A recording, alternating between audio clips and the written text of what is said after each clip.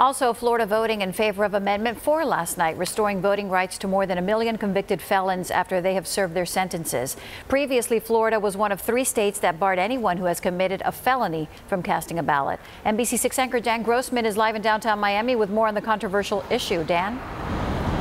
Yeah, so this was one of those issues that was brought onto the ballot by voters. Enough people signed the petition to be able to get it on there, and that support showed through the polls last night. At 64% of people voting yes, only 5 percentage points separated Amendment 4 from failing. 5.1 million votes that now adds roughly 1.4 million voters to Florida's base. I'm ready to register to vote. Some of my good friends that stand behind me are ready to register to vote. Valencia Gunder says she is one of those people.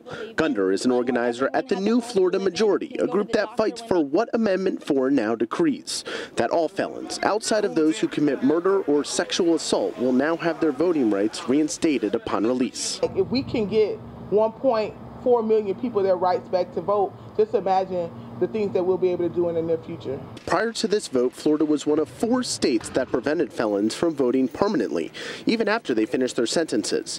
Because of its large population, that meant Florida has disenfranchised more people due to felony records than any other state. It aligns us with the concept that underlies our government. Everyone should have a voice in their governments, regardless of status or circumstance. Both last night and today, words of support echoed the 65% approval. This is a cruel and inhumane industry that has no place in society 2018. It is an antiquated practice that needs to go.